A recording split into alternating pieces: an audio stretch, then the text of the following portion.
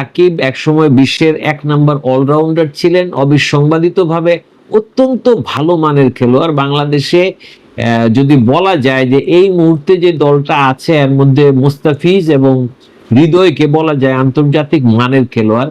আর সাকিবকে আমরা হারিয়ে ফেলেছি। সাকিবের সাথে পতিত সরকারের সংযোগ, সে খেলা চালু থাকা অবস্থায় কেন তাকে আওয়ামী লীগে যোগ দিয়ে এমপি হতে হলো, এটাও একটা বিশাল প্রশ্ন ছিল। তো যাই হোক, সেটাকে কেন্দ্র করে সাকিবের নামে হত্যা মামলা দায়ের করা হয়েছে, যা হয় আর কি। তো এই কারণে আমরা এই ছেলেটাকে, এই লোকটাকে, এই যে পারফর্মার, এই যে ওয়ার্ল্ড ক্লাস পারফর্মার, যাকে এখনো বিশ্বের ক্রীড়ার মধ্যে মানুষরা খুব একটা উচ্চ স্তরে মূল্যায়ন করেন, তাকে কিন্তু আমরা দলের মধ্যে পাই না।